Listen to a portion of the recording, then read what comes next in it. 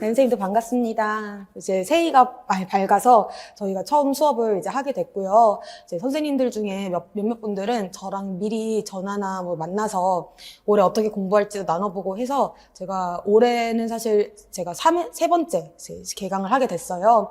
근데 첫 해 할 때 다르고 두 번째 할 때 다르고 또 이제 정말 세 번째 할 때 다른 것 같아요. 그래서 해가 갈수록 저도 이제 같이 공부를 하신 선생님들께서 합격하신 분들이 좀 늘어나기도 하고 사실 그러니까 이번에 보셨을 때 저희 최종반에서 거의 절반 정도 선생님들이 1차 합격을 하신 거예요. 그래서 저도 사실 되게 놀랬었고, 근데 이제 제가 모의고사를 이제 진행을 하면서 첨삭을 해드리고 하면서 이제 이 선생님들은 붙겠다 이렇게 생각하셨던 분들이 정말 대부분 많이 붙으시기도 했어서 나도 좀 이제 어디 가서 내가 이제 입시를 지도한다 이렇게 말할 수 있겠구나 좀 이런 자신감도 좀 생겼고, 그리고 이제 공부 방향도 이제 얘기를 좀 선생님들하고 나누다 보니까 이제 선생님들께서 이제 지금의 수준에서 이제 올해 어떤 방향성을 가지고 공부해야 되는지가 각각 좀 다르다는 이런 생각이 들었어요. 그래서 제가 아시다시피 이제 우리 수업 듣는 선생님들이 막 많고 이렇지가 않기 때문에 저는 그게 되게 장점이 될 수 있는 부분이 저랑 이제 얘기를 하시면서 좀 맞춤식으로 공부를 하실 수 있는 게 좋은 것 같아요. 그래서 일단은 제가 올해 어떻게 공부하는지는 그 합격 설명회 보셔가지고 아실 것 같고, 아마 이제 모르시는 분들은 이제 제가 또 지금 설명하긴 그러니까 그거 한번 찾아보시고 하면 좋을 것 같은데요. 이제 지금 진도는 이제 1, 2월 달 동안에 어쨌든 서양음악이랑 국어 한번 돌리고, 그 다음에 3, 4, 5월 동안에 심화반, 교육론까지 해서 다 끝내고, 그러니까 이제 5월 달까지 저희가 공부하는 걸 다 마치고, 그 다음에 6월 달 한 달 동안에 기출 다 분석을 하고, 그 다음에 7월부터는 이제 평이하게 7, 8, 9 문제풀이, 그 다음에 10, 11월 모의고사 이렇게 해가지고 올해가 또 끝나면 선생님들이 시험을 보시게 될 거잖아요. 그래서 그렇게 진행을 한다 생각을 하시고, 제가 오늘 수업을 나가기 전에 몇 가지 말씀을 드릴 게 있는데, 일단은 제가 조금 전에 말씀드렸던 것처럼 선생님들마다 지금 공부한 백그라운드가 다르시고, 그 다음에 점수를 어느 면에서 올려야 될지 그 목표하는 게 좀 다르셔야 될 필요가 있으신 것 같아요. 그래서 이 수업을 이제 들으시는 선생님들 중에 아직 저랑 이제 그런 얘기를 안 나누셨거나, 아니면 얘기를 나눴지만 아직 조금 긴가민가하다 이러시면은 저랑 꼭 얘기를 나누셔서 이제 공부 방법을 좀 하시면 좋을 것 같아요. 왜냐면은 이 공부량이 정말 많잖아요. 이제 해보신 분들은 아시겠지만, 그래서 아무리 이제 내가 막 불타오르고 해도 모든 걸 내가 다 하겠다 이거보다는 이제 좀 전략을 세워서 내가 힘을 줄 때는 확실하게 주고, 이제 조금 힘을 뺄 때는 빼고, 이런 거를 알고서 공부를 하는 게 선생님들의 시간과 그 에너지를 절약하는 데 좀 도움이 될 것 같다 이런 생각이 좀 들었었거든요. 그래서 어쨌든 간에 수업에서는 그 필요한 모든 거는 다 다룰 예정이에요. 그리고 작년에 시험을 이제 보신 분들은 또 아시겠지만 막 깊이 있게 뭔가를 많이 알아야지만 풀 수 있는 시험은 아니었어요. 지난번에는 특히 이제 문제를 푸는 능력이 되게 중요시됐고, 그 다음에 꼼꼼하게 실수가 많았다라는 말씀들을 많이 하셨는데, 문제 자체가 실수를 많이 유발을 하는 문제들이었거든요. 근데 그러다 보니까 이제 우리가 더 많은 개론서 아니면 더 깊은 심화반 이런 것보다는 공부할 내용이 뭔지를 확실하게 알고 그 줄기를 안 닿으면은 계속해서 문제로 나를 단련하는 게 올해 좀 공부 방향이 되지 않을까 그런 생각이 좀 듭니다. 근데 물론 이제 시험을 보시고 나서 내가 정말 몰라서 틀린 게 많다 이런 분들은 확실하게 상반기 때 나는 이거는 내가 짚고 넘어가야 되겠다라고 마음을 먹으시고 거기에 좀 더 힘을 쏟으셔야 되겠죠. 그리고 이제 1차만을 이제 생각을 하시면서 보통은 이제 생각을 하시겠지만, 아시다시피 2차가 또 만만치가 않잖아요. 근데 이제 저도 지금 이제 1차 붙으신 분들 수업 실현이랑 이게 계속 하는 거 봐드리고 있는데, 실기를 다들 되게 잘하시더라고요. 생각보다 이제 수업 실현은 이제 채탈하셨던 분들도 계시고 하니까 이제 실력 차이가 좀 있어도 그래도 이제 대부분은 비슷해요. 그러니까 1차 끝나고 나서 시작을 하니까 이제 미리부터 막 수업 실현 면접을 막 준비하고 이럴 것 같지는 않은 것 같아요. 근데 실기는 정말 단시간에 되지 않기 때문에 선생님들께서 내가 지망할 지역에 필요한 실기를 상반기 때 미리 시작을 저는 하시는 게 되게 필요하겠다 생각이 들었어요. 그래서 2차가 닥치면은 진짜 마음이 점점 조급해져요. 사실은 1월 달이 지금 마음이 제일 풍성할 때다라고 생각을 하시면 좋을 것 같습니다. 확실히 수업 양도 지금이 제일 적을 때고요. 그래서 지금은 확실하게 딱 하셔야 되는 게 1월, 2월 달 동안에는 내가 절대 강의를 밀리지 않겠다. 지금 인강이 훨씬 많으시니까 이제 또 직강이시는 분들은 이제 내가 절대로 이제 지각하거나 이제 빠지지 않겠다 생각을 하시고, 인강이신 분들은 특히 이제 언제 수업을 듣고 내가 문제를 반드시 수업 후에 바로 풀겠다. 그리고 이제 그거를 복습을 해서 내가 그 주에 배운 것들은 그 주 안에 해결을 보겠다. 이게 목표가 되시면 돼요. 그래서 제가 사실은 이거는 하반기 끝날 때까지도 말씀을 드리는 건데, 저랑 이제 어쨌든 같이 하기로 생각을 하셨잖아요. 그러면 이제 선생님들은 혼자가 아니십니다. 그래서 이제 마음이 급해서 막 더 이것저것 하고 싶으시고 하겠지만은, 일단 저는 이제 그 선생님들이랑 같이 가는 입장에서 어떻게 생각을 하냐면, 제가 제시한 것만큼 따라오면은 무난하게 시험을 보실 수 있도록, 이게 제 목표거든요. 그래서 너무 과하게 목표를 하실 필요도 없으시지만, 제가 드린 것만큼은 꼭 다 하겠다 이렇게 생각을 하시고, 이번 주에 한번 어떻게 내가 시간이 얼마나 걸리는지, 그러니까 인강을 집중해서 듣는데 시간이 얼마나 걸리고 문제를 풀고 복습하는데 얼마나 걸리는지, 이런 걸 스스로 한번 점검을 해보시고 저한테도 질문해 버릇해 하시고, 그런 게 좀 그 몸에 배시면 좋을 것 같습니다. 그리고 이렇게 보시면은 제가 1주부터 8주차까지 이제 서양음악, 국악, 화성악이 같이 나가게 되거든요. 그래서 어떻게 진행되는지 이렇게 좀 나와 있는데, 교과서는 우리가 아시다시피 지금 개정 중에 있고 이제 25년부터 적용이니까 아마 올해 중에 새로 교과서가 나올 거예요. 근데 그러면은 선생님 뭐 지금 교과서 분석반에 무슨 의미가 있냐 이렇게 생각을 하실 수도 있는데, 제가 사실은 그런 질문도 많이 받았거든요. 교과서 분석반은 뭐냐, 그리고 이제 기초 이론반은 왜 없느냐. 근데 이렇게 들었는데, 저 같은 경우는 지금 기초 이론반을 교과서를 교재로 삼는 거라고 생각하시면 될 것 같아요. 사실 저는 임용에서 제일 중요한 거는 이제 그 허투루 쓰는 시간이 없는 거, 그러니까 곁다리를 안 가는 게 되게 중요하다고 생각을 해요. 그러니까 그만큼 이제 핵심적인 내용들이 뭔지를 알고 그 핵심까지 이렇게 딱 그 일자로, 그러니까 패스트스 웨이라는 말 제가 되게 좋아하는데, 그렇게 딱 그 곧바로 이제 딱 들어가서 그 부분을 정확하게 알면은 그 다음에 곁다리라고 저는 생각을 하는데, 교과서가 사실은 진짜 있어야 될 내용들이 다 있는 거거든요. 그리고 이거를 중고등학교 학생들 입장에서 이해할 수 있을 정도로 실어놨는데, 이제 아시다시피 임용을 출제할 때도 교과서를 참조를 하게 되고, 이제 교과서 내용 자체가 정말 이제 아무나 쓸 수 있는 것들이 아니고, 이제 현직 교사분들과 이제 음악교육 연구하시는 분들하고 같이 이렇게 쓰고 했다 보니까, 이제 저는 이제 선생님들이 쉽게 이해하자면 기초 이론반의 교재가 교과서인 것이다 이렇게 좀 생각하시면 좋을 것 같고, 그런데 이제 교과서 분석의 또 좋은 점은 뭐냐면은, 이제 지금 아마 소수이신 분들은 바로 심화반으로 가면 너무 어려울 거예요. 그래서 이제 교과서에서 이런 내용까지 다루었구나를 좀 꼼꼼히 보시면서 이제 틀을 잡는 데 좋을 것 같고, 이제 재수 이상이신 분들이 지금 이거를 들으신다면은 교과서에도 이런 게 나와 있었는데 내가 이제 정말 공부한 내용 중에서 경중을 제대로 알고 공부를 했는지, 그러니까 이게 정말 뭐 어떻게 보면은 교과서에도 실려 있을 만큼 중요한 내용인데 내가 간과한 건 아니었는지, 아니면은 내가 중요하다고 생각했는데 교과서에서는 요 정도로 다루고 있구나 라든지, 그런 것도 보실 수 있고, 또 하나는 이제 수업 실현을 할 때 그 내용들이 다 교과서에서 나오게 되거든요. 그래서 선생님들이 지금 빠짐없이 고등학교 교과서는 다 지금 보시게 되거든요. 그러면은 어떤 내용들이 있는지를 또 보게 되니까 그 결국에는 1년 내내 이게 선생님들께 자산이 됩니다. 그리고 제가 그 카페에다가 그 수강 회원으로 등업을 시켜드리면 수강 회원 게시판이 이제 오늘부터 이제 활성화가 됐어요.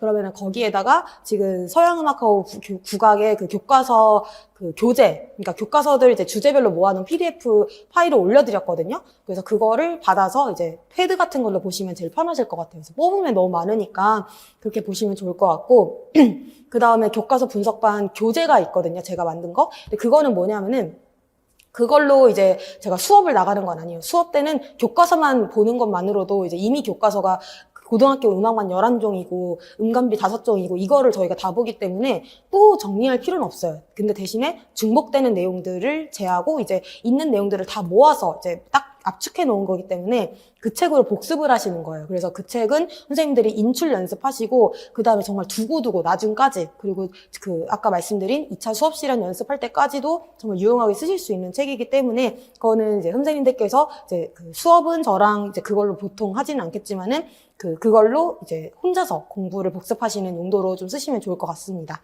자, 그렇게 해가지고 지금 보시면은 서양음악이 서양음악 역사를 지금 셋으로 나눠가지고 지금 보고 있는데, 역사가 보통 서양음악 이론의 그 중심이잖아요. 그러니까 이론하고 이제 서양음악사 이 두 가지가 임용에서 중심이 되는데, 교과서에서도 나름 되게 내용들이 깊습니다. 근데 저희가 심화반 가면은 사실은 거의 서양음악사 위주로 공부를 하거든요.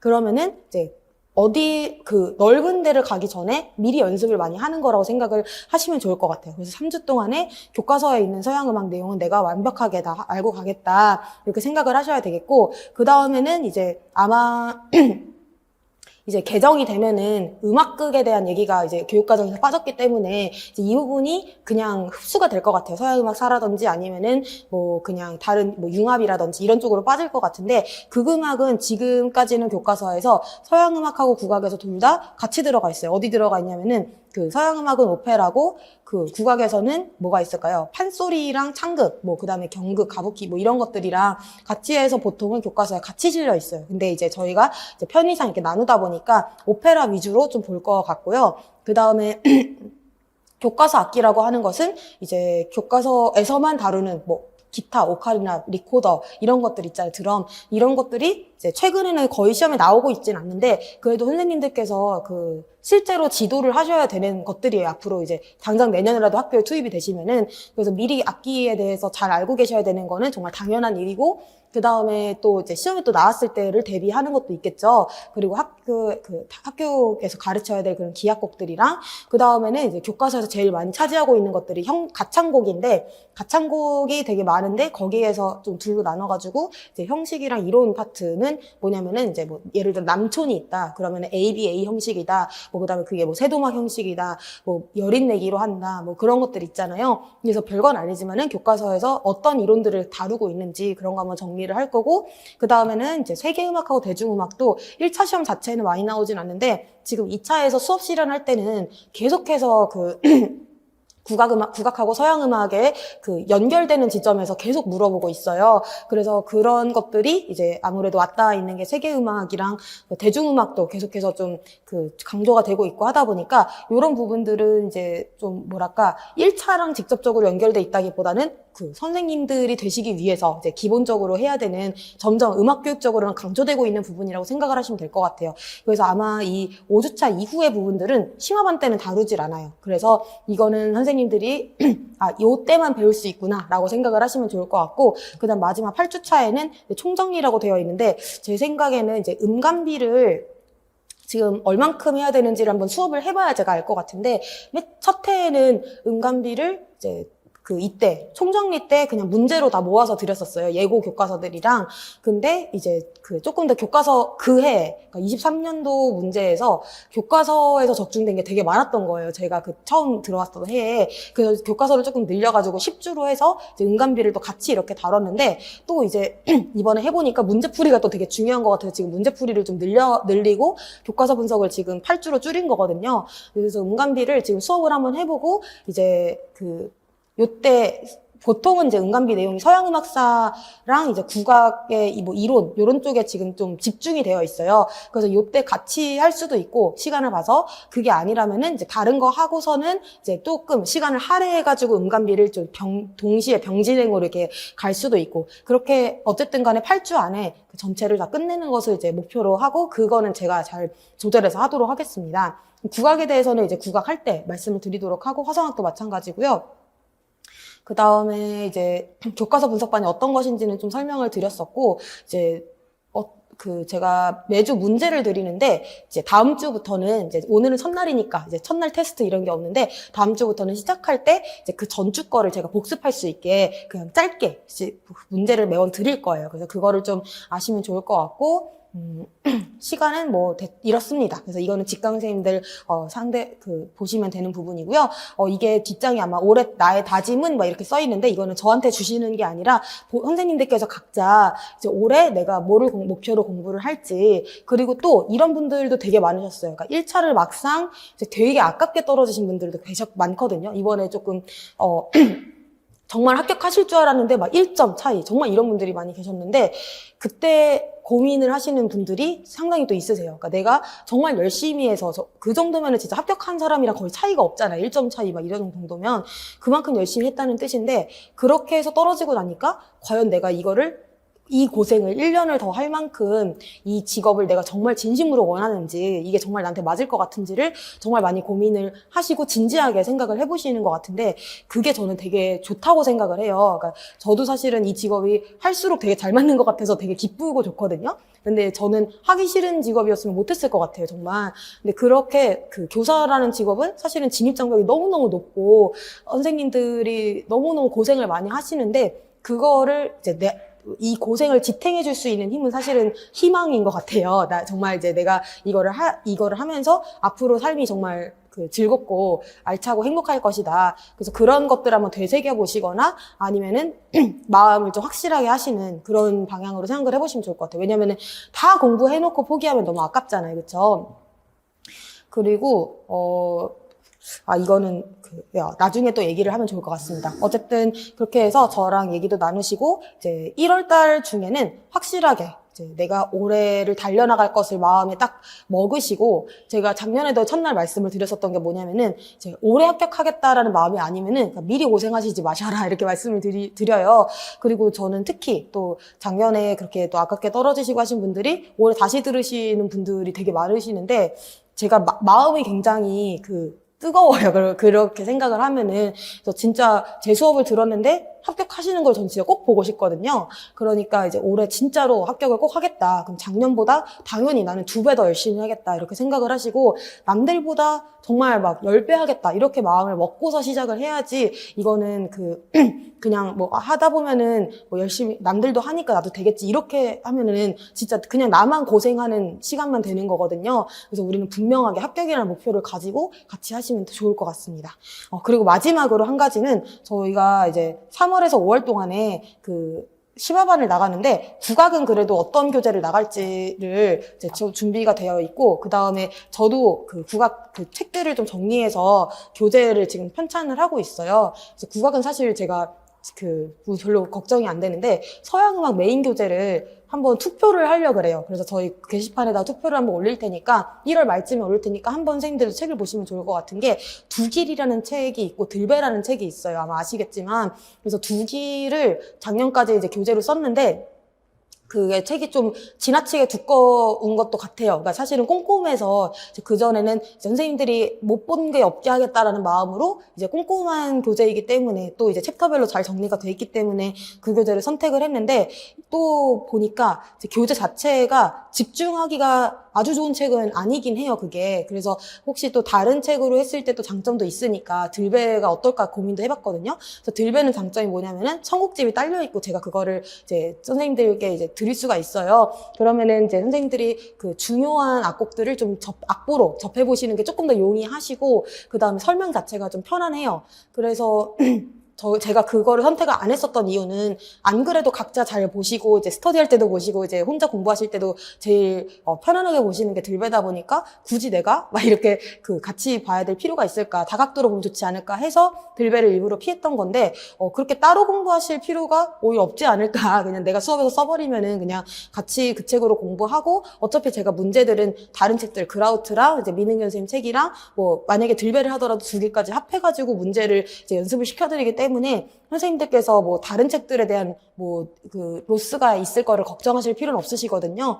그래서 그 부분이 좀 고민이 되고 있어서 선생님들도 한번 눈여겨서 이 책 저 책 한번 살펴보시고 의견이 있으시면 말씀해 주시면 좋을 것 같습니다. 네, 아무튼 그렇게 해서 이제 수업 설명은 여기까지 하고요. 저희 오늘 한번 교과서 PDF를 한번 보시도록 할게요. 요거는 이제 음악 이론 정리부터 이제 써있긴 한데, 이게 금성에서만 유일하게 이렇게 이론을 정리를 해놨는데, 이게 지금 보시면은 되게 아시는 내용이지만, 사실 이번 24년 말고 23년 시험부터 통론이 또 엄청 핫하게 떴잖아요. 그래서 통론에 대해서 선생님들이 한번 복습을 해보시고 가면 좋지 않을까 싶어서, 요거는 이제 이렇게 책 교과서에 나와 있는데, 먼저 요거는 문제를 한번 풀고서 가시면 좋을 것 같아요. 그래서 제가 오늘 드린 프린트 중에서 서양 음악 4, 고대에서 르네상스 이렇게 생긴 게 있는데, 앞에 보시면은 한 2페이지, 2장만 음악 이론 요거거든요. 그래서 먼저 푸시고 저랑 같이 보시면 좋을 것 같아요. 그럼 잠깐 푸는 시간 가질게요. 네, 그러면 한번 풀고서 채점까지 해보시고 이제 수업 들으시면 될 것 같아요. 어때요? 이제 저 아시는 내용들인데 또 막상 풀어보니까 이제 쓰기 같은 게 좀 잘 안 나오실 수도 있고 하셨을 것 같아요.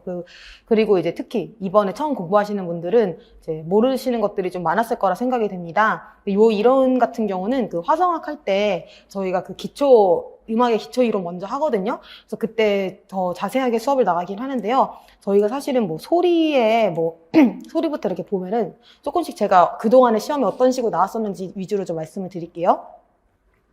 이게 보면은 뭐 파동이라든지 이게 귀에 전달된다 이런 걸 저희가 모르진 않아요. 근데 이게 이번에 24년 말고 23년도에 소음 이런 거를 써야 되는 게 그 빈칸 채우기처럼 문제에 나왔었거든요.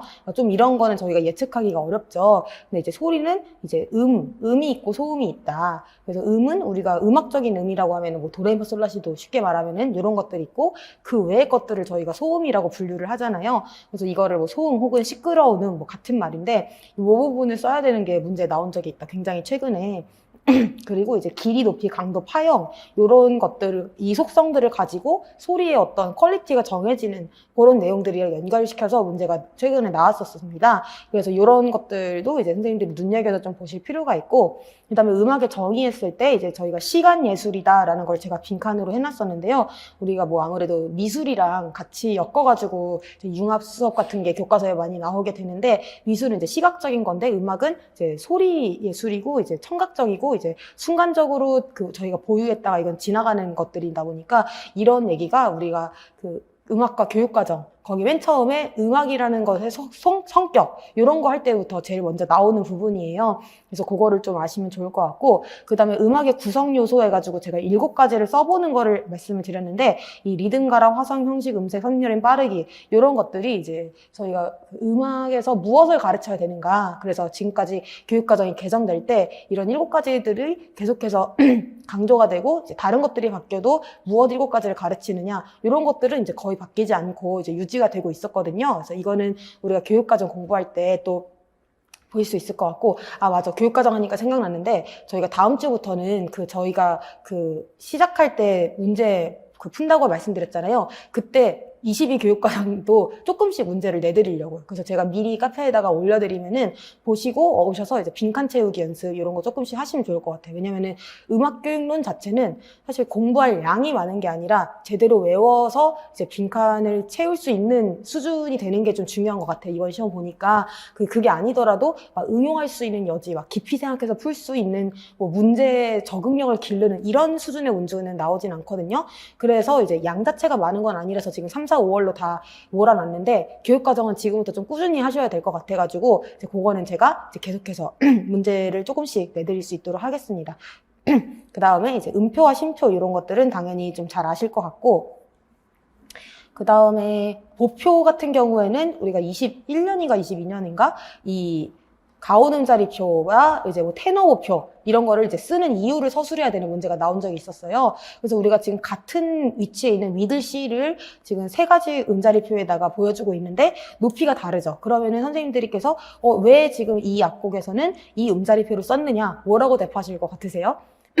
잘 보시면은 높은 음자리표의 이 도라고 하면은 앞으로 음악이 흘러갈 때 이 아래로 내려갈 것 같아요? 위로 올라갈 것 같아요? 위로 올라갈 것 같으시죠? 그래서 이 위쪽에서 쓰는 음악들, 그러니까 음역이 상대적으로 높은, 낮은, 높은 그런 음악을 기보할 때 편하다. 그럼 낮은 음자리표 같은 경우는 이 아래쪽에 지금 쓸 수 있는 여지가 많죠. 그러니까 상대적으로 음역이 낮은 거. 그럼 가온 음자리표는 그 상대적으로 음역이 이 중간대인 거. 그래서 생각해보면은 이유가 단순한데, 이렇게 좀 저희가 평소에 뭐 짚고 넘어가지 않는 부분들을 이제 허를 찔러서 물어보는 경우들이 계속해서 있다. 그래서 우리가 이론을 공부하실 때는 계속해서 이거는 왜 그렇지? 라는 생각을 하실 수 있으셔야 됩니다. 자, 그 다음에 개 이름과 음 이름 했을 때 선생님들 아시죠? 이름이라는 게 절대적인 이름이에요. 그래서 이제 고정음고라고 생각을 하시면 되는데, 저희가 잘 알고 있는 도레미파솔라시도, 그 다음에 뭐 다라마가, 그 다음에 C, D, E, F 이런 것들이 다 이름이고, 지금까지는 예를 들어서 시험에 나왔을 때 뭐 어떤 몇 도 아래 음을 구하셔라. 그러면은 이름을 써라. 그러면은 보통은 이제 알파벳으로 쓰게끔 되어 있었거든요. 그래서 뭐 미, 파, 솔 이런 식으로 답하는 게 아니라 E, F, G 이런 식으로 선생님들께서 써야 되고, 지금 보시다시피 여기는 지금 다 대문자로 써 있는데, 이제 보통은 이 미들 C부터 요 음역을 대문자로 쓰고 그 위에는 소문자 뭐 이런 식으로 하긴 하는데, 그게 뭐 지금 뭐 중요한 건 아니니까 그냥 참고로 말씀만 드렸고, 나중에 이제 기초 이론 할 때 조금 더 자세히 말씀을 드릴게요. 제가 기억하기로는, 지금 말씀드린 게 확실한 게 아닌데, 요게 아마 C, D, E, F 이런 식으로 가고, 옥타브 위에가 이렇게 대시가 붙었고, 그 밑에가 이렇게 대문자였던 걸로 저는 기억을 하는데, 어쨌든 이렇게 옥타브에 따라서 좀 다르게 표기하는 방법도 있으니까, 그거는 우리 기초반 할 때 조금 더 자세히 말씀드리고, 그러면 개 이름은 뭘까요? 요거는 이동도이겠죠? 그래서 우리가 그 음악 교육을 할 때는 이동도를 많이 쓰는 경우가 훨씬 많아요. 우리가 오늘도 배우게 되겠지만은, 개명창이라는 걸 시작했을 때부터가 이동도였어요. 그래서 예를 들어서 옛날에는 절대 C라는 거, 뭐 우리가 440Hz 이런 게 지정된 게 굉장히 최근일 거 아니에요. 그럼 그 이전에는 노래를 이제 그 부르는, 주도하는 사람이 도라고 하면 그게 도인 거죠. 그러니까 한마디로 이렇게 이동할 수 있는 그런 이름들을 개 이름이라고 생각하시면 되겠다. 그다음 박이랑 박자 헷갈리신 분들 굉장히 많으니까 요거 한번 별표를 쳐주시고요. 박은 그냥 말 그대로 이제 심장 박동할 때 박이에요. 근데 이 박은 그냥 계속해서 뛰는 것들. 그러니까 이게 몇 번을 뛰냐 하면 100번을 뛸 수도 있고 1000번을 뛸 수도 있고 3번을 뛸 수도 있는 거죠.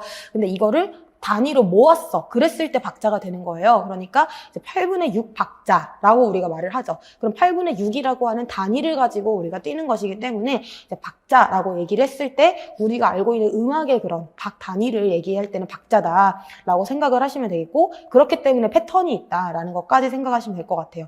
그래서 뭐 패턴이 있다는 점에서 이제 국악에서 보면은 장구, 장단 같은 경우도 이제 어떤 일정 단위로 이제 강약, 중강약은 아니고 이제 뭐 덩기덕, 쿵더러러 궁기덕, 궁덕, 뭐 예를 들어 이렇다. 그러면 3소박, 4박, 자라고 이렇게 얘기를 하거든요. 그래서 그런 식으로 이제 박자라고 하면은 이게 장단이랑 조금 비슷한 개념이다라고도 얘기를 합니다. 요거는 뭐 나중에 또 얘기를 하고요. 홉박자와 겹박자 같은 것도 이제 이론에 하는데 이게 보면은 너무 쉽죠. 그러니까 한 박이 이렇게 예를 들어 8분의 6이라고 하면은 6개를 지금 또 둘로 나눴잖아요. 8분의 9라고 하면은 그 9개를 셋으로 나눴잖아요. 이런 식으로 이제 뭔가 그 안에 한 번 더 나눠지면은 이제 겹이겠구나라고 알게 되는데, 요런 정의 같은 것들은 이제 조금 이론할 때 조금 자세히 보시기로 하고, 이런 게 있구나. 요 정도 넘어가시면 될 것 같고요. 갖춘 마디, 못 갖춘 마디 아실 것 같고, 다음 페이지 넘어가 보시면 못 갖춘 마디를 이제 교과서에서 여린내기라는 표현으로 많이 얘기를 해요. 그래서 그거 참고로 알아주시면 좋을 것 같고, 자, 요거 빠르게 말과 샘여림, 요거는 이제 다 아시는 내용들이고, 변화표 같은 경우도 이제 모르시는 분 안 계실 것 같아요. 그 다음에 음계 같은 경우도 이제 나중에 서양음악사 공부하실 때 음계라는 개념을 아시는 게 너무 중요하다는 생각이 많이 들더라고요. 왜냐면은 이제 그 장단 쪽 음계가 이제 딱 그 세팅돼서 쓰이기 시작한 시기가 어느 시기인지 혹시 아시나요? 바로크 시기거든요. 르네상스 때까지만 해도 우리가 선법을 주로 많이 사용을 했어요. 선법을 사용하는 와중에도 뭐 종지 같은 것도 있고 했었지만은 이렇게 음계라고 해서 지금 저희가 사용하고 있는 장조, 장음계, 단음계 이런 게 쓰인 거는 이제 생각보다 오래지 않았다. 근데 그렇게 했을 때 그 정의가 뭐냐? 도를 으뜸으로 했을 때 여기 하나, 둘까지는 장이도. 근데 여기가 반음. 장이도, 반음. 이런 식으로 생긴 거를 얘기를 해요. 그럼 이 정의가 왜 중요하냐면은 지금 도를 으뜸음으로 했기 때문에 얘는 지금 무슨 장조예요? C장조라고 우리가 얘기를 할 수가 있죠. 근데 만약에 우리가 라에서 시작을 했다고 해도 장음계를 만들 수 있어요? 없어요? 만들 수가 있다. 왜? 여기서 똑같이 그 오음, 반음. 그쵸? 그 다음에 똑같이 또 오음, 그 다음에 반음.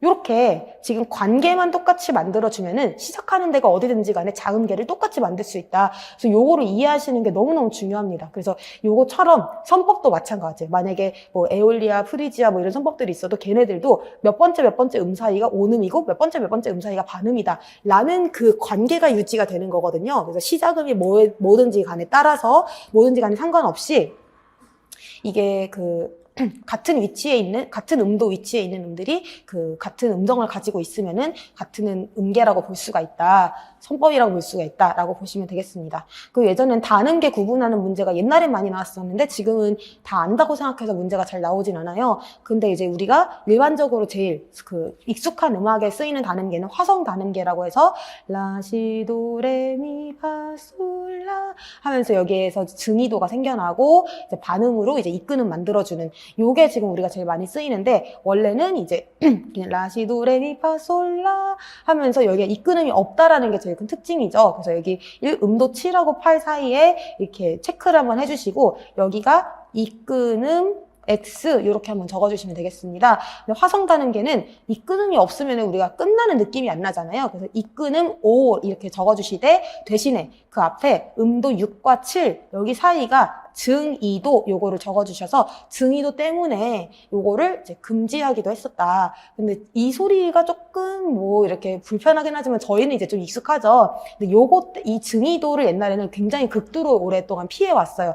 그러다 보니까 요거를 또 피하기 위해서 지금 밑에 보시면 가락다는 게 보시면은 여기 라시도레미파솔라 이렇게 만들었거든요. 그럼 이 솔샵하고 라 사이에는 이 끊음이 성립이 되나요? 안 되나요? 성립이 됩니다. 근데 여기 사이가 지금 증2도를 피해주기 위해서 음도 6도 반음을 올려줬어요. 그래서 여기는 증2도가 없다. 요거만 체크를 해주시면 되겠습니다. 그래서 음도 6도 반음을 올려준 것이 가락다는 게고 내려올 때는 이 끊음이 필요가 없죠. 그러니까 이제 음도 7에서도 반음을 내려주고 그러니까 음도 6도 임시로 올라갔던 것이기 때문에 다시 내려와서 이렇게 상행과 하행의 모습이 다르다. 요거까지만 이해를 해주시면 될 것 같습니다. 그래서 상당히 이것도 예전에 기출로 많이 나왔었다 보니까 기출 풀면서 복습하시면 되겠고 참고로 제가 이제 기출 문제집이 있잖아요. 근데 그거를 저는 상반기부터 지금부터 미리 구입하셔서 푸시는 걸 추천을 드려요. 그래서 6월달 돼서 다 풀려고 생각하지 마시고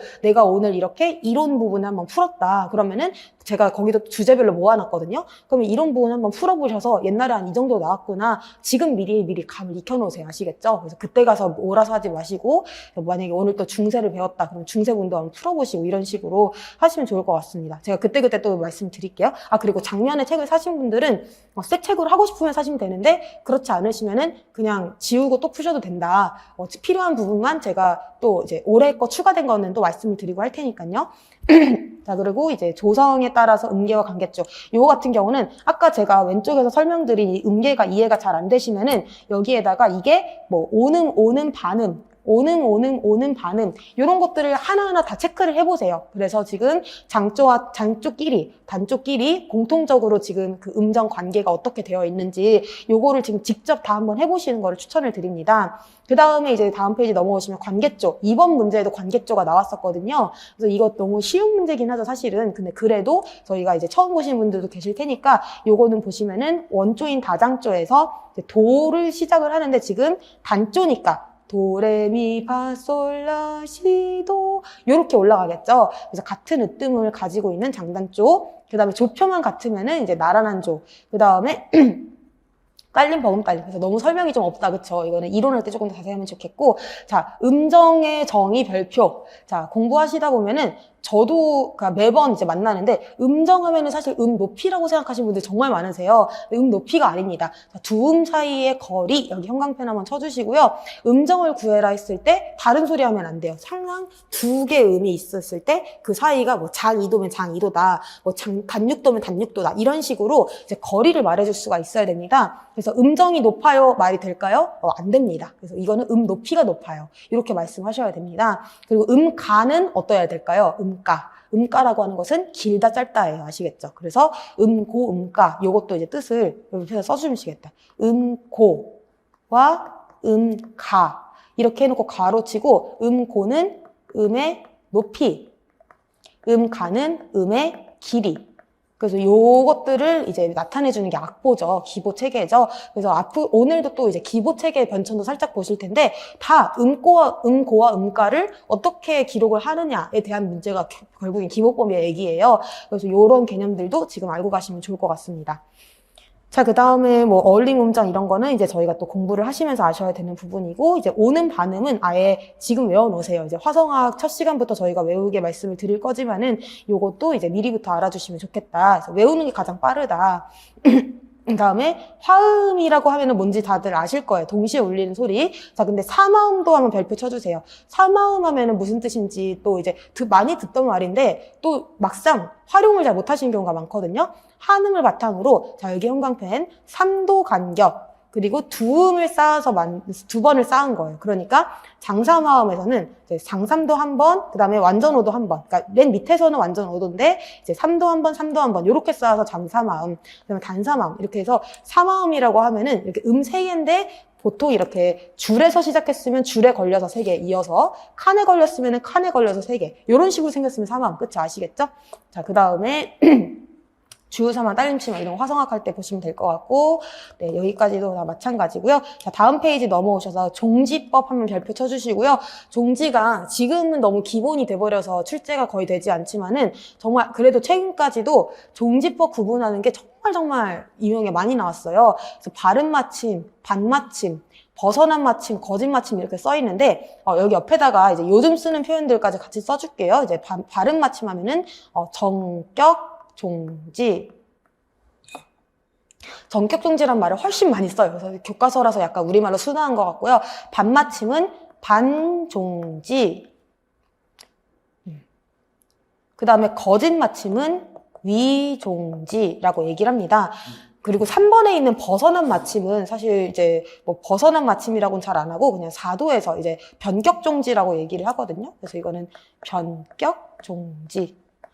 거의 많이 쓰진 않습니다. 그래서 요거는 뭐 이제 나중에 그 화성학할 때 조금 더 자세히 들려드리겠지만 만약에 제가 연주를 좀 해봐 드릴게요. 이렇게 끝나면 이제 끝난 느낌 나잖아요. 이런 게 이제 정격종지고 반종지는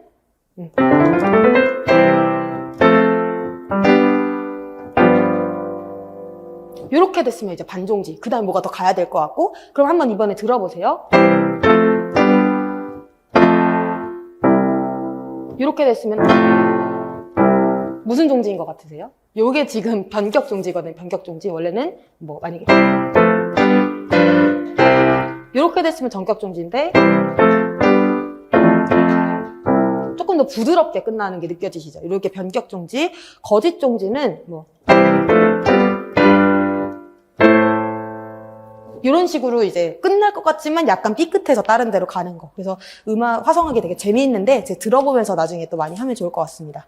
그래서 여기서 시간 너무 많이 보내는 것 같아서 조금 걱정이 되는데 자 이게 연주 기호 같은 거 당연히 암기하셔야 되고 특히 이제 뭐 꾸미움 같은 거 그려놓고서는 이제 제가 지금 잘 이상하게 그린 것 같은데 이런 프랄트릴러 같은 거 그려놓고서는 이제 실제로 연주되는 음이 뭔지 써라. 이게 작년에 문제에 나왔었거든요. 그래서 요 외에도 이제 음악 기호 같은 것도 충분히 아셔야 된다. 그리고 제가 이번에 문제 내드린 거는 이제 타이랑 슬러인데 요거는 이제 출제가 된 적은 없지만 의외로 이제 이거를 이제 구분 없이 악보 보셨던 분들이 되게 많으시더라고요. 그래서 이제 같은 음을 할 때는 항상 붙임줄 타이다. 그리고 이제 음악을 이렇게 음악적으로 이렇게 쭉 한 프레이징 할 때 쓰는 것들은 다 슬러다라고 생각하시면 돼요.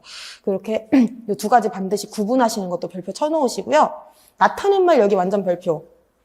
사실은 이제 선생님들이 시험 막바지에 가면은 공부할 건 다 했어. 그러니까 이제 마지막에 내가 혹시 놓친 게 있나 하고 이제 점검을 하시게 되거든요, 막판에. 근데 그때 제일 급한 게 나타낸 말인데 지금 보니까 여기가 제일 정리가 잘 돼 있는 것 같아요. 그래서 여기 있는 용어들만 외워주시면은 임용시험 볼 때 어떤 게 나와도 다 응용해서 풀 수 있다. 이런 생각이거든요. 그래서 오히려 그 김홍윤 선생님 파란 책보다 이게 정리가 더 잘 된 것 같아요. 그래서 이거는 반드시 암기를 해주셔야 됩니다.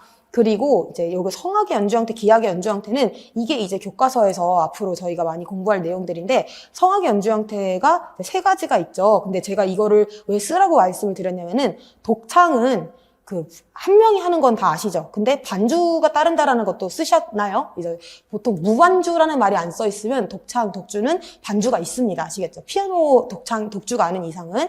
그 다음에 중창, 합창은 이거 정말 헷갈리실 수 있는데 성부가 여러 개인 거는 공통점이야. 근데 자 중창에서는 한 사람씩 담당 여기다가 형광펜. 그래서 만약에 산중창이면은 셋이서 각각 성부가 다른 거죠. 그쵸? 근데 삼합창 이런 말 들어보셨나요? 그런 말은 없잖아요.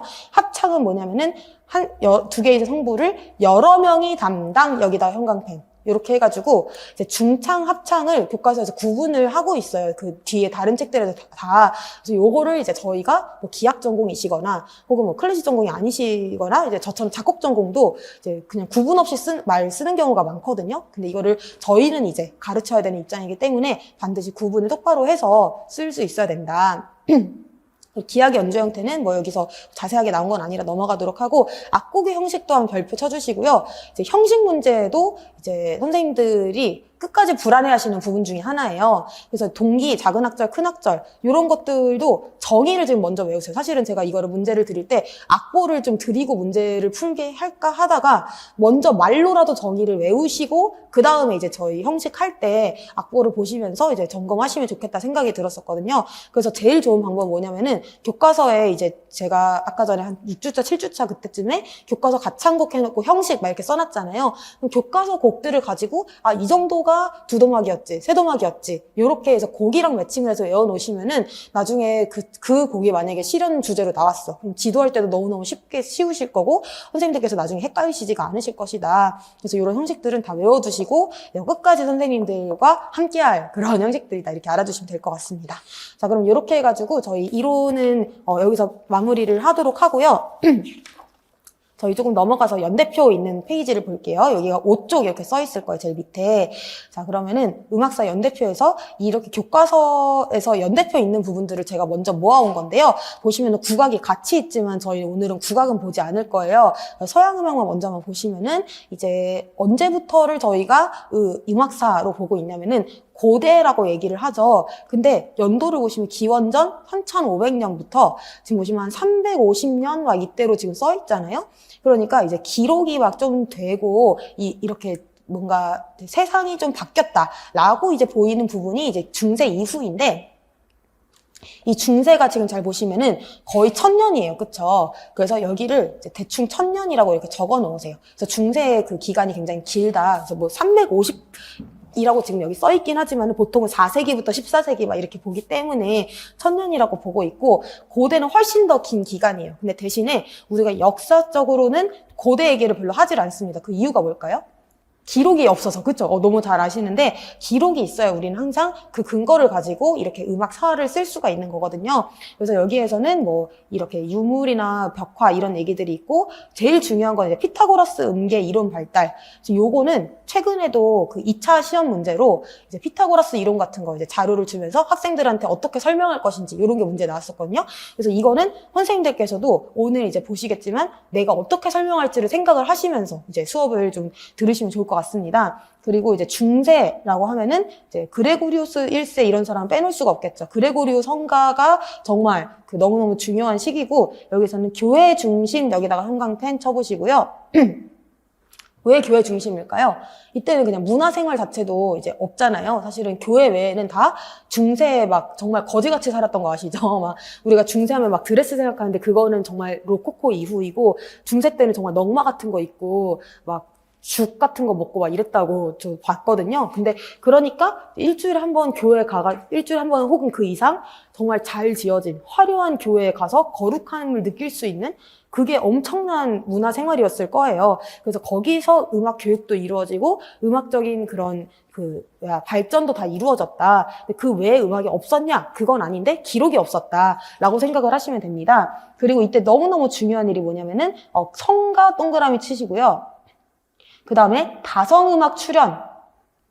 너무 중요하죠. 그래서 이 두 가지가 음악사적으로 가장 중요합니다. 그래서 성가라고 했을 때 선생님들도 그냥 만약에 Amazing Grace, How Sweet the Sound 뭐 이런 식으로 노래를 했다. 그럼 지금 제가 단성부의 노래를 부른 거예요. 그쵸? 혼자 합창 못 부르고 단성부를 불렀죠. 옛날의 노래들은 대부분 단성부였을 거예요. 그럼 그런 성가들이 단선율로 있는데 요게 누가 이제 제가 이렇게 부르고 있더니 3도 위에 쌓아서 막 노래를 불러줬어. 그러면 막 합창이 돼서 너무 아름답잖아요. 그런 경험 다 해보셨죠? 노래방에서도. 그런 식으로 처음으로 이제 화음을 넣어서 노래하는 관습이 생겨났어요. 그래서 그런 거를 우리가 다성부다. 성부가 2개 이상이다 해서 다성음악이라고 얘기를 해요. 그래서 처음에는 그렇게 즉흥적으로 위에 쌓아서 부르다가 이게 점점 이제 기록을 하게 되면서 이제 점점 그게 발달을 하면서 성부가 더 많아지고 이런 식으로 발달했거든요. 그래서 중세에서는 이게 제일 중요하겠고, 자, 은유시인 하면은 지금까지의 이제 교회 음악하고는 다른 얘기예요. 그래서 여기 옆에다가는 세속음악 이렇게 적어주시고요.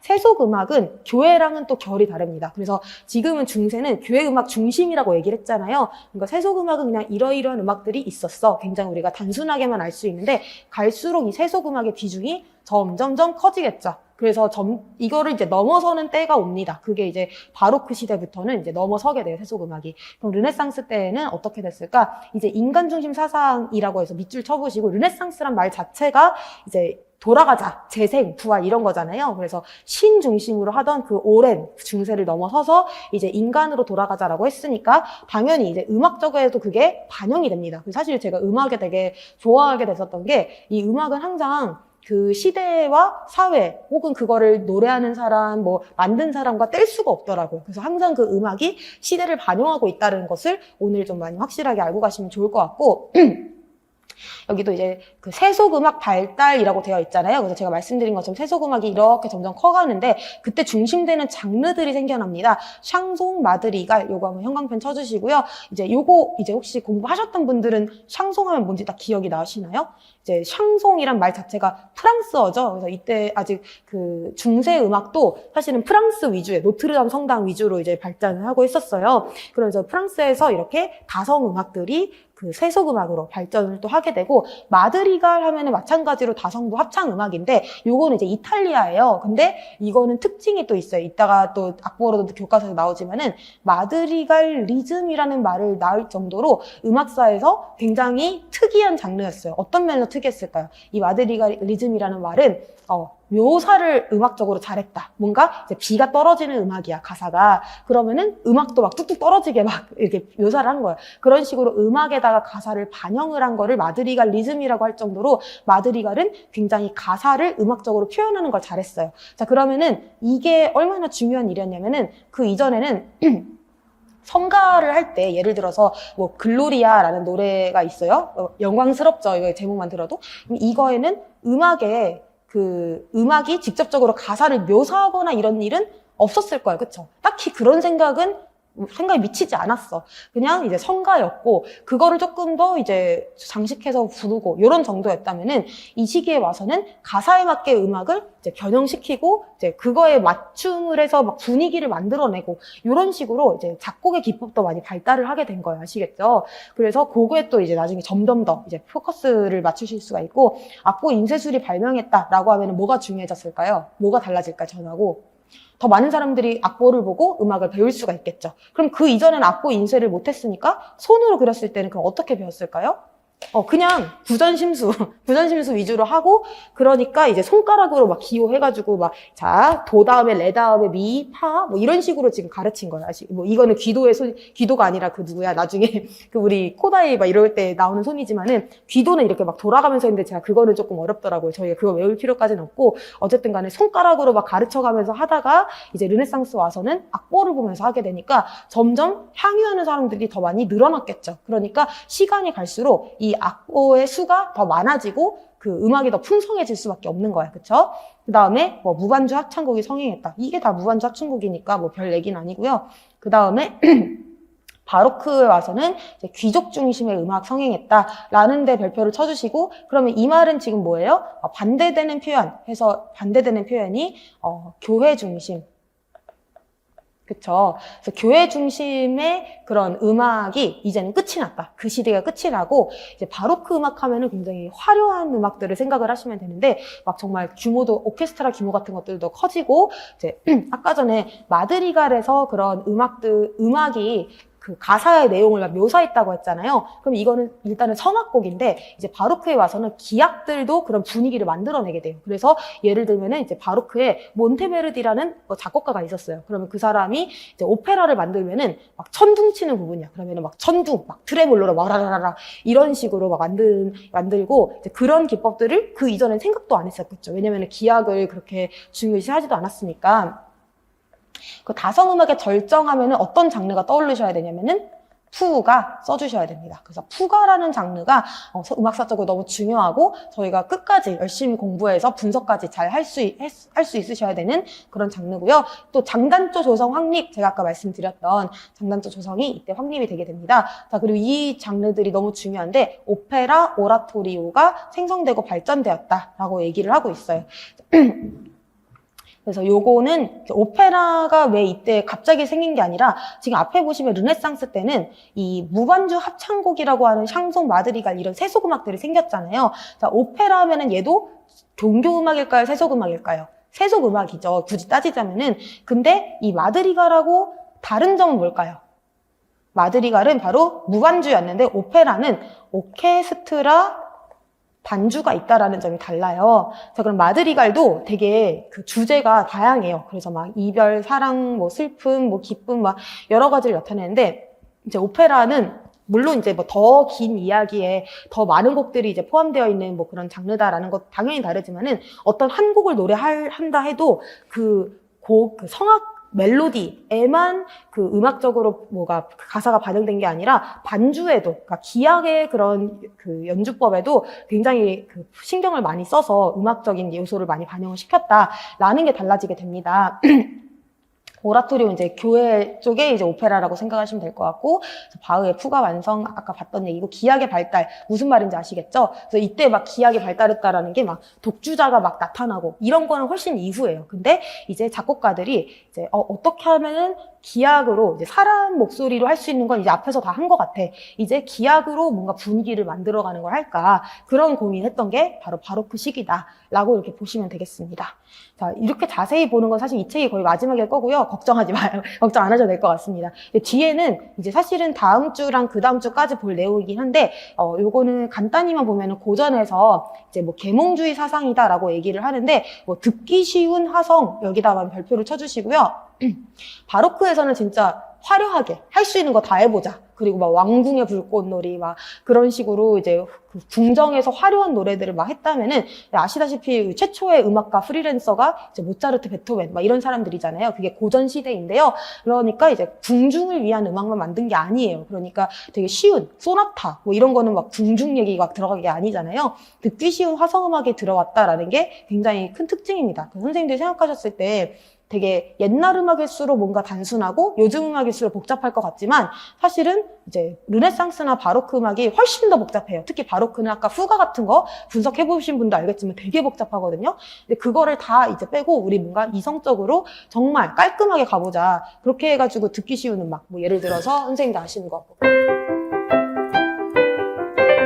너무너무 간단하지만 아름답죠. 그리고 이게 이제 뭐를 신경 쓰게 되냐면 형식 여기다 완전 별표. 그래서 구조적인 아름다움. 왜 대명사가 바로 소나타 형식이에요. 사실 뭐 바로크 때부터도 어떤 형식 이런 게 있긴 했지만은 이런 구조로서 어떤 형식미를 완성한 거는 정말 누가 뭐래도 뺨을 쳐도 이제 소나타 형식이다. 그래서 이거 고전하면은 이제 소나타가 정말 그냥 중요도의 80%를 차지한다라고 생각하시면 되고, 이제 소나타 형식 앞으로도 분석하실 수 있으셔야 되고, 이제 내가 소나타라는 거를 잘 모른다 그러면은 한번 이제 유명한 곡들 미리 들어보시는 것도 추천드립니다. 그래서 여러 가지 이제 기악곡들이 발달을 하는데, 자 여기에서 보면은 아까 바로크 때도 기악이 발달을 했다라고 말을 했고, 지금 고전에서도 기악이 발달했다라고 얘기를 했어요. 근데 둘이 지금 차이점이 뭔 것 같으세요? 얘기 들어보니까? 바로크 때는 이게 기악이 어떤 오페라라든지 이야기의 그런 분위기를 묘사하는 거, 묘사하고 그 주법 자체를 이렇게 발달시켰다라면은 고전에서는 기악, 음악. 그러니까 이제 아까 바로크에서는 오페라라든지 이런 데 반주였잖아요. 근데 이거는 기악만을 위한 음악. 그래서 이게 나중에 음악 교육론 하면 아시겠지만 이제 가사가 없기 때문에 사실은 음악을 그 발전시키는 일이 어려울 수도 있는데 이 음악 가사가 없는 자체만으로 뭔가 소리 예술을 만들어내는 거를 완성을 한 게 바로 고전식인 거예요. 그래서 이게 지금은 조금 이해가 잘 안 되실 수도 있는데, 예를 들어서 글쓰기 같은 거는 사람들이 굉장히 옛날부터 많이 했죠. 왜냐하면 말이라는 거는 이제 그 어떤 시작이 있으면 끝이 있고 이런 것들을 누구나 지금 다 언어로 하는 거잖아요. 근데 이제는 기악이라고 하는 음만 가지고 언어를 해서 글을 써냈다라고 생각을 하시면 돼요. 그쵸? 가사가 1도 없이. 그래서 그게 바로 소나타 형식이다. 그래서 소나타 형식은 음악이 어떻게 시작해서 어떻게 전개되고 어떻게 끝난다가 정해져 있어요. 그래서 그 틀을 저희가 배우시는 게 좀 고전에서 주가 될 것 같고요. 그 다음에 낭만에서는 이제 감정에다가 동그라미 쳐주시고요. 이제 고전에서 아까 이렇게 형식을 그렇게 중요시해서 누가 더 형식미가 있느냐를 이제 중요시했다면, 낭만에서는 누가 더 감정을 잘 표현해내냐, 이렇게 되는 것이죠. 그래서 아마 이제 클래식 전공하신 분들 중에도 낭만 좋아하시는 분들이 제일 많으신 걸로 알고 있어요. 저도 낭만 굉장히 좋아하고, 그리고 이제 예술가곡 밑줄 쳐보실 텐데, 예술가곡 하면은 이제 선생님들 뭐 슈베르트나 슈만 이런 사람들 생각하실 수 있는데, 아까 전에 우리가 마드리갈 얘기했던 거랑 굉장히 비슷해요. 근데 대신에 마드리갈이라고 하는 장르랑 예술가곡은 비슷한 점은 이제 가사를 음악으로 충분히 표현했다라는 점. 그쵸? 그게 너무너무 중요한데, 다른 점은 뭘까요? 일단은 형태 자체가 마드리갈은 무반주, 다성 합창곡. 근데 예술가곡은 이제 독창. 그래서 피아노랑 둘이서 이제 주고받고, 이런 식으로 가게 됩니다. 근데 어쨌든 간에 지금 음악사에서 되게 중요한 게 뭐냐면은 가사를 음악으로 어떻게 표현했느냐라는 얘기잖아요. 그래서 그 줄기가 지금 계속 흘러가고 있는 것이고, 교향시는 지금 뭐냐면요. 교향곡이랑 이제 시라고 하는 포음이라고 하는 시 있죠. 요거를 이제 결합해 놓은 건데, 아까 전에 제가 기악곡으로 글을 쓴 게 이제 음악의 형식이다라고 말씀을 드렸었는데, 교향시는 이제 교향곡으로 시를 썼다라고 생각을 하시면 돼요. 그럼 이것도 마찬가지로 가사가 없겠죠. 그리고 재료는 뭐 피아노 한 대 뭐 이런 게 아니라 진짜 오케스트라, 풀로 해서 훨씬 더 그 어떻게 보면은 기악곡의 발달된 형태라고 보시면 될 것 같아요. 근데 그러면서도 이제 형식만 다룬 것이 아니라 오히려 형식은 조금 탈피를 하고 여기서는 이제 하고 싶은 이야기를 기악으로만 한 거예요. 그래서 되게 화려하고 멋지긴 합니다. 그리고 이제 화려한 관현악법 발달해서 저도 개인적으로 저는 이제 이 시기에 오케스트라 곡들을 정말 좋아하거든요. 진짜 화려하고 막 유려하고 어떻게 되게 매혹적인 그런 곡들이 많이 있고, 오페라가 많이 발달을 했다. 그래서 낭만 오페라가 선생님들 아시는 것들 뭐 라트라비아타 뭐 이런 것들 되게 많이 있고, 음악극 하면 누구예요? 바그너. 그래서 오페라나 음악극이나 이제 남들이 보기에는 뭐 다른 게 없다. 근데 이제 우리는 다른 점을 이제 나중에 조금 볼 거고요. 이제 민족주의라고 해서 이제 지금까지의 서양 음악사가 다 서유럽 중심의 몇몇 국가에만 국한되어 있었는데, 이제는 다 나머지 국가들에서도 우리의 음악은 무엇인가, 그래서 이걸 좀 접목해서 이제 하게 되었죠. 그래서 제일 대표적으로 선생님들이 생각나실 만한 사람이 뭐 차이코프스키 같은 사람이 있는데, 이 사람은 딱 민족주의로 구분되진 않았어요. 근데 차이코프스키 음악 생각해 보시면은 정말 클래시컬하면서도 뭔가 내가 가보지 못한 러시아지만 뭔가 러시아스러워. 그쵸? 그런 느낌 있잖아요. 그런 식으로 되게 매력적인 음악들이 민족에서 많이 나와서 여기에서도 되게 정말 주옥 같은 곡들이 많이 있습니다. 그 다음에 이제 인상주의 20세기. 그래서 이때는 이제 뭐 미술에서 영향받았다는 얘기가 교과서에서 이제 많이 연결돼서 나오고, 이거 뭐 제일 중요한 건 조성이 파괴됐다. 자, 조성이 이제 확립된 게 언제였죠? 바로크 시기였는데, 이제 파괴를 시키는 게 20세기. 그래서 파괴를 시키는 방법이 되게 다양해요. 그래서 제일 대표적인 게 12음 기법이라고 해서 한 옥타브 안에 있는 12개 음, 도도레레미미 파파솔솔라시까지를 이제 골고루 쓰겠다. 그러면은 중심음이 없잖아요. 으뜸음도 없고 딸림음도 없고 이끈음도 없고, 그렇게 해서 이제 12음 기법이 그 자체가 목적이 조성을 탈피하는 것이었거든요. 근데 요거 키워드로 해서 20세기를 이해할 수 있는 게 굉장히 많아요. 그쵸? 그래서 기존 거를 탈피하고 어떻게든 나는 남들과는 달라라는 거를 보여주려고 하는 게 20세기이기 때문에, 그런 관점에서 이제 각 작곡가들이 왜 이런 작품을 만들었는지만 이해하면 되는 부분이 사실 20세기이긴 합니다. 근데 이제 그렇게 생각하면 되게 쉽거든요. 근데 이제 막상 종류가 다양하니까 20세기 하면은 난 너무 어렵다라고 생각하시는 분들이 대부분이고, 심지어 제가 작곡가일 때 작곡가 학생들도 20세기 별로 좋아하진 않았었어요. 근데 이제 임용 관점에서 봤을 때는 20세기가 어렵게 나오기가 쉽지가 않습니다. 그래서 이거는 그냥 저희 공부하는 만큼만 하면 된다. 그래서 너무 미리부터 겁을 먹으실 필요는 없다. 이렇게 말씀을 드리고 싶습니다. 요 정도까지 하고서 이제 제가 조금 지루해질까봐 이제 선생님들 여기 밑에 뒤에도 보긴 할 건데요. 문제를 잠깐 펼쳐보시면은 음악사라고 해가지고 1번 문제가 있어요. 근데 여기에 나오는 이 빈칸은 제가 지금 교과서 한 군데만 가지고 연대표를 쭉 봤잖아요. 근데 이거는 이제 전체 모든 교과서에 나와 있는 용어들을 제가 다 다시 보고서 이제 중요한 것들을 가지고 온 거거든요. 그 선생님들 생각대로 한번, 지금 아시는 것도 있고 모르시는 것들도 있을 거예요. 근데 지금 선생님 생각에 이제 고대부터 현대까지 이렇게 칸이 나눠져 있는데 어디에 뭐가 들어가면 좋을지 그걸 한번 적어보시면 좋을 것 같습니다. 잠깐 각자 시간 가져보실게요. 네, 풀어보시고 이제 선생님들이 아마 조금씩 지금 오답이 있을 수밖에 없거든요. 그래서 이 용어들이 제가 이제 왜 문제를 내드렸냐면, 예를 들어서 지금 이제 직강 선생님하고 얘기를 나눠봤는데 화성음악이다라고 했을 때 이게 지금 고전으로 세팅이 되어 있잖아요, 답이. 그러면은 화성적인 음악이 뭐 르네상스나 뭐 바로크 때 없었던 건 아니죠. 심지어 중세에서도 이제 오르가눔 하면서 이제 동시에 올린 음악들이 있었는데 왜 굳이 이거를 고전으로 하느냐, 이런 고민들 생기실 수 있어요. 그래서 이래서 우리가 문제를 풀어봐야 되는데, 일단은 저희가 이 시대별로 뭐 비슷하게 생긴 음악이라 해도 그 지칭하는 용어가 다르기도 하고, 화성 음악이라고 하면은 이제 화성적인 음악, 그러니까 조금 더 자세하게 말하면은 선율이 최상성부에 있고 그 선율에 화성이 매번 수반되는 그런 형태를 말을 하는 거예요. 그래서 우리가 뭐 알고 있는 대부분의 음악들이 화성 음악이죠. 다성 음악은 조금 이따가 악보로 보시겠지만 뭐 아베 마리아 하고 어느 성부에서 나왔는데 그 다음 성부에서 또 나오고, 그럼 얘네는 동시에 모든 성부가 같이 움직이는 게 아니라 각각 움직여서 화성 음악의 반대말이 바로 이제 만약에 화성 음악이다. 그러면 이게 반대말이 다성 음악이에요. 근데 둘 다 성부가 다 여러 개다라는 거는 동일해. 그쵸? 화성 음악도 소프라노, 알토, 테너, 베이스에서 이제 동일하지만 제가 아까 말씀드린 정의처럼 주선율이 최선성부에 있고 나머지가 그 화성이 수반해주는, 뒷받침해주는 이런 형태를 화성 음악이라고 하는데, 이게 간단하겠어요? 아니면은 각 성부가 만약에 소프라노, 알토, 테너, 베이스 똑같이 다성이다. 근데 각 성부가 독립적으로 막 움직이고 막 서로 모방해. 이런 음악이 있어. 그러면은 이 두 가지 짜임새 구분하는 거 오늘 수업하실 텐데 뭐가 더 단순해요? 당연히 오른쪽 게 더 단순하죠. 이 단순한, 아까 고전시대 음악이 단순하다라고 얘기를 했었던 게 이래서 그래요. 제가 아까 들려드렸던 도미솔시 도레도, 이것도 제일 최상성부에 선율이 있고 나머지가 반주를 그냥 해준 거잖아요. 그런 형태를 우리가 고전이다라고 해서 화성음악 하면은 고전의 키워드로 딱 생각을 해주셔야 되고, 르네상스나 바로크는 다성, 특히 바로크는 다성도 있고 화성도 있어요. 그래서 공존하는 건데 대표적으로는 이제 고전이라고 해주시면 되겠다. 근데 그리고 이제 표제교향곡 뭐 이런 거는 이제 뭐 사실 오늘 범위는 아니니까 다음에 또 기회 될 때 설명을 드리도록 하고, 또 여기서 이제 헷갈리는 부분이 있으시면은 저한테 질문 주시면 될 것 같습니다. 자, 그럼 다시 교과서로 이제 돌아와서요. 자, 다시 읽어보시면은 이제 모르는 부분이 없으실 텐데, 이제 아까 봤던 거에서 새로운 단어가 나왔을 때만 또 설명을 드릴게요.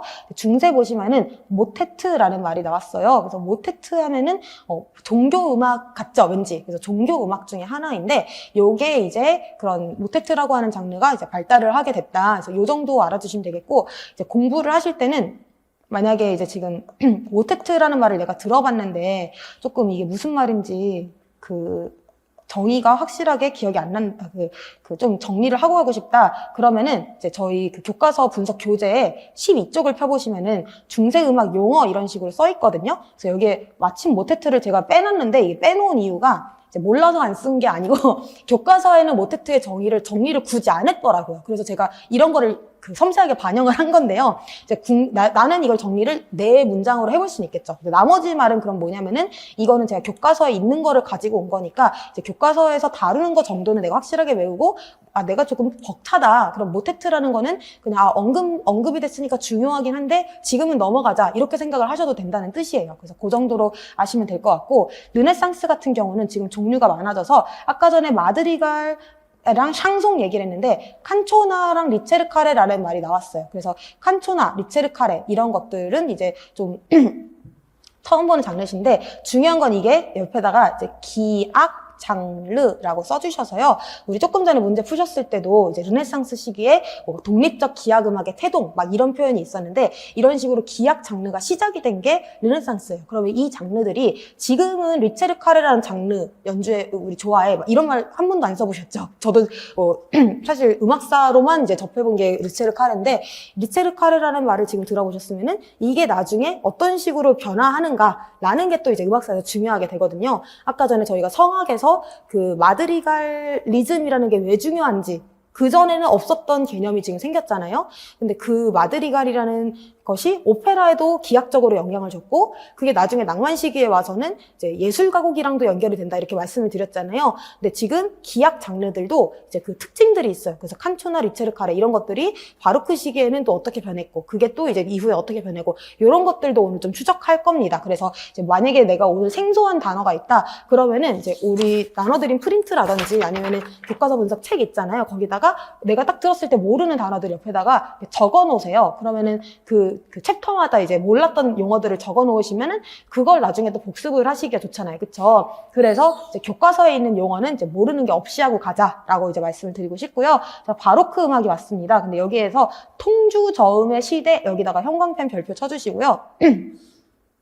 저희 세대만 해도 이제 바로크라는 말을 너무 잘 썼지만은 그 한 몇십 년 전에는 우리나라에서도 그렇고 세계적으로 바로크 시대라고 하지 않고 똑같은 시대인데 통주저음의 시대라고 부를 정도로, 그러니까 르네상스 다음에 통주저음의 시대야, 이렇게 말할 정도로 이 대표적인 표현이었습니다. 그럼 통주저음은 뭐냐면은 이제 지속 저음 이라고도 써놓으시면 되는데, 이따가 교과서에서 보실 거예요. 근데 이제 저음이라는 말 자체가 베이스거든요. 그래서 베이스 성부만 악보에 써 있다라고 생각을 하시면 돼요. 이렇게 해가지고 뭐 도, 솔, 레, 라 뭐 이런 식으로 써 있는데 이 베이스만 보고서 반주를 하는 거다, 이렇게 생각을 하시면 돼요. 근데 이렇게 말하면 어렵지만은 옆에다가 코드라고 이렇게 좀 적어 놓으셔서 오늘날 우리가 뭐 코드로 뭐 F 메이저 뭐 A 마이너 막 이런 식으로 써놓으면 우리가 반주할 수 있잖아요. 그럼 이게 결국에는 지금 베이스 무슨 음 써라라고 가르쳐 주는 건데, 그래서 이제 통주 저음이나 지금의 코드 악보나 기능이 완전히 같아요, 정말로. 그래서 그거를 이제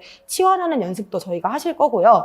그래서 통주 저음이 발달했다라는 말은, 자, 여기서 문제. 아까 전에 저희가 다성음악과 화성음악을 이제 비교하는 거를 이제 말씀을 드렸었는데, 이 통주 저음을 사용한 음악은 다성음악일까요? 화성음악일까요?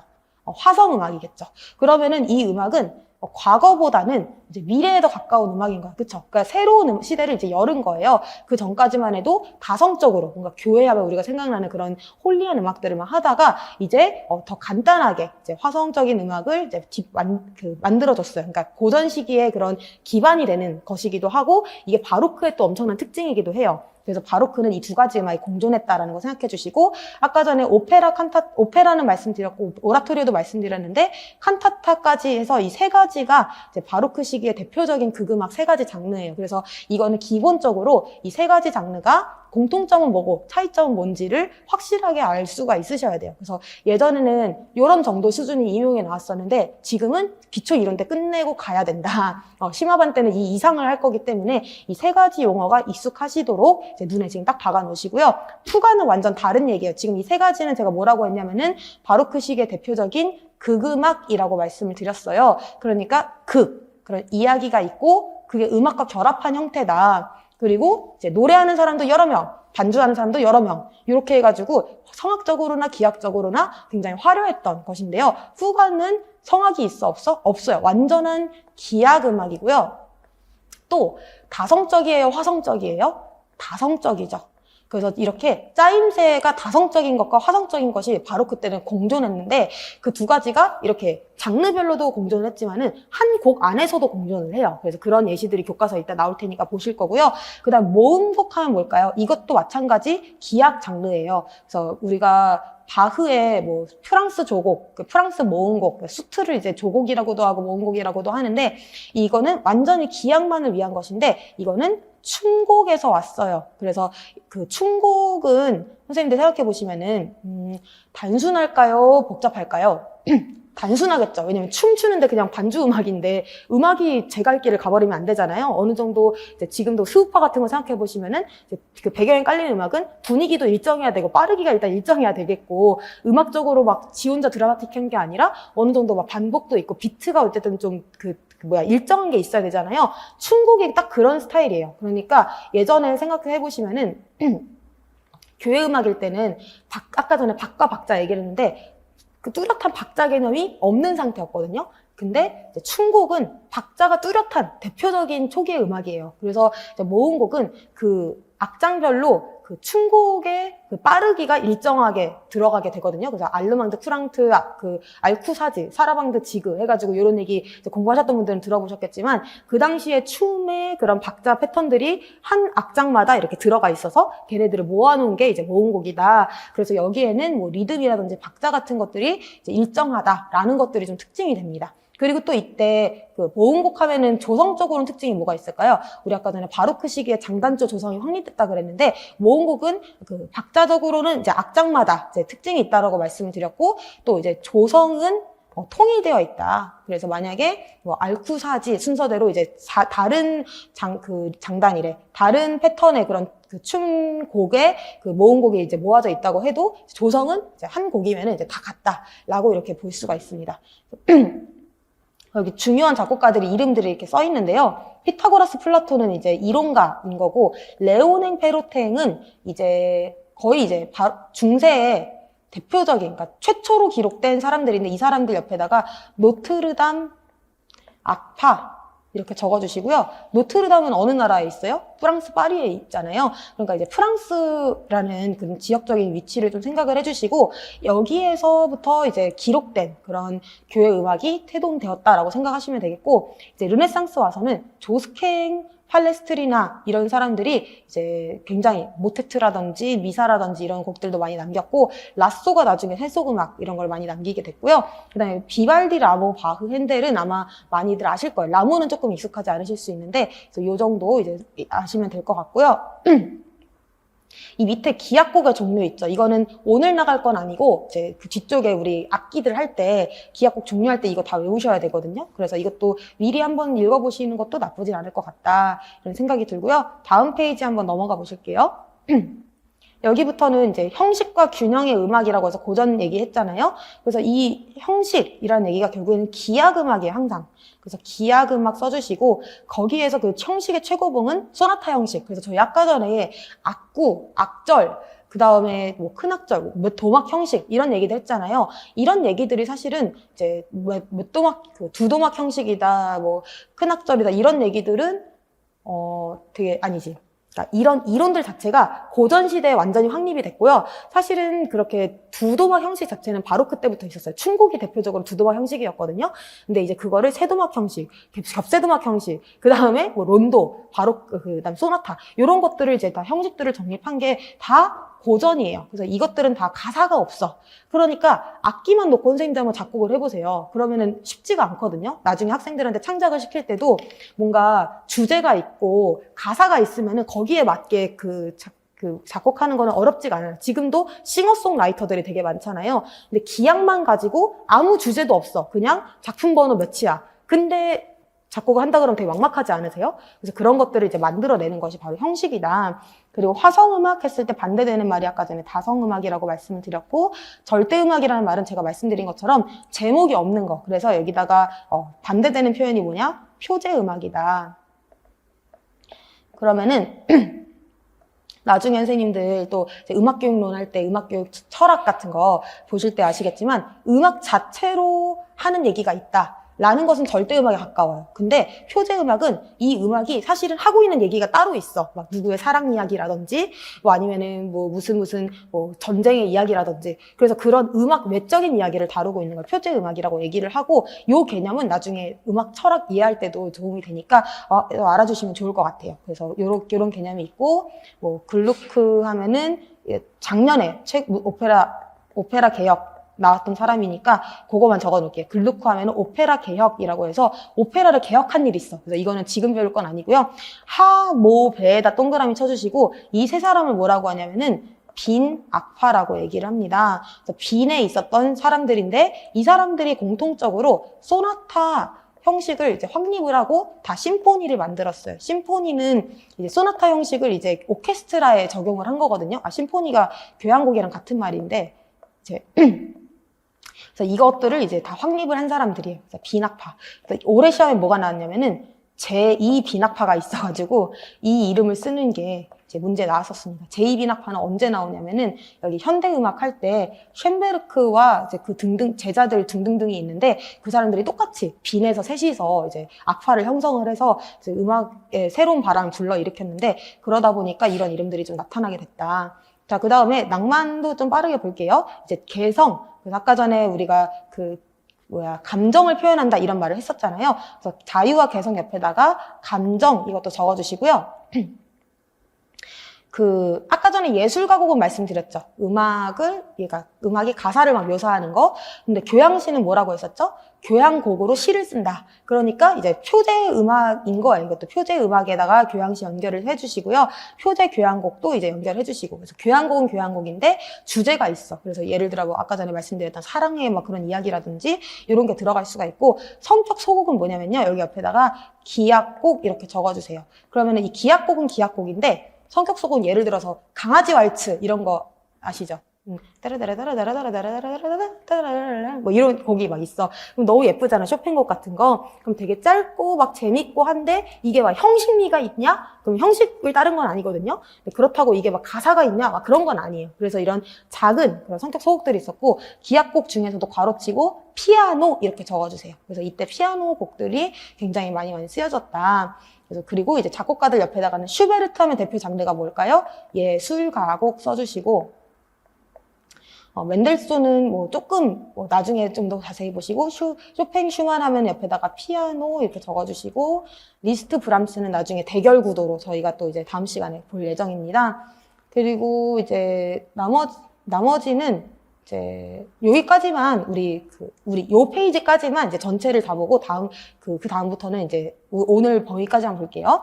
일단은 민족음악 얘기가 있었는데 뭐 자국 민요 얘기가 나왔고 이제 신화 전설 그 역사를 소재했다. 네, 뭐 이게 되게 재밌고요. 그다음에 러시아 5인조 나중에 누군지 알아야 되겠지만 지금은 러시아 같은 나라가 지금까지 언급이 안 됐었는데 이때 조금 이제 그 역사의 범위 안으로 들어왔다. 스메타나 하면은 뭐 체코 사람이고 드보르자크 하면은 뭐 드보르자크 어디 사람이죠? 드보르자크? 그쵸. 이 사람이 북유럽 어디였는데 갑자기 지금 기억이 안 나는 관계로 넘어가고요. 그리그와 시벨리우스. 이럴 때 이제 저를 이제 의심하지 마시고 이제 믿고 같이 가보면 좋겠습니다. 다 이제 지금까지 그런 중심지였던 프랑스, 이탈리아, 영국, 독일 이런 데가 아니다. 그러니까 빛만 해도 오스트리아 그쪽이잖아요. 그래서 그런 나라들이 아니다. 그다음에 오른쪽 와보시면은 이제 마지막 현대음악에서 이제 뭐 무슨 주의 막 이런 것들이 있는데 그때 가서 이해를 하시면 될 것 같습니다. 자, 여기에도 이제 여러 악장으로 된 기악곡 해가지고 나오는데 나중에 정리 한번 해서 당연히 드릴 거고요. 자, 이제 여기에서 새로운 것들은 없을 거예요. 근데 선생님들이 이제 여기 9페이지 지금 보고 계시잖아요. 여기에서 내가 처음 보는 용어가 있는지 한번 지금 잠깐 체크를 해보실까요? 그러면은 이제 각자 다를 거예요. 뭐 모르는 사람이라든지 아니면 좀 헷갈리는 사람 아니면 내가 아는 부분이 있으면은 조금 자신 있게 동그라미 해놓으셔도 좋고요. 인강 들으시는 분들은 잠깐 멈춰놓고 이제 가능한 만큼 이 용어들이나 인물에 대해서 아는 만큼 좀 적어보셔도 좋을 것 같아요. 그래서 그런 식으로 교과서를 하나하나 정복을 하면서 이런 식으로 우리가 수업을 진행할 것이다 라고 보시면 될 것 같아요. 그래서 여기에서는 지금 제가 봤을 때 아까 거에 이어서 설명할 만한 거는 고전에서 독주협주곡 지금 나왔는데 이거는 사실은 독주협주곡 앞에 화살표를 그어서 바로크에다가 합주협주곡 써주세요. 뭐가 많죠. 협주곡이라는 형태는 이제 악기 한 명이 주인공이 되고 오케스트라가 쫙 깔아주는 거라고 이제 쉽게는 생각하시면 되는데 그게 바로크 때 합주자들 몇 명이 주인공, 그 다음에 오케스트라 이렇게는 형태로 이제 처음에 생겼었다가 이제 고전 때 와서 독주협주곡이 됐거든요. 근데 이게 이제 낭만 시기에 와서는 더 절정을 이루어서 뭐 파가니니, 리스트 막 이런 사람들이 생겨나게 되는데 나중에 조금 더 보시게 되겠고. 그 다음에 뭐 나머지는 다 봤었던 것들이라 안 보셔도 될 것 같습니다. 자, 드디어 연대표가 끝이 났네요. 이제 고대 음악이 나오게 되는데 저희 그 고대는 많지가 않고 하니까 우리 여기까지만 오늘 잠깐 수업을 하고 쉬었다가 이제 식사도 하시고 이따가 이어가지고 내용 전체 보도록 하겠습니다.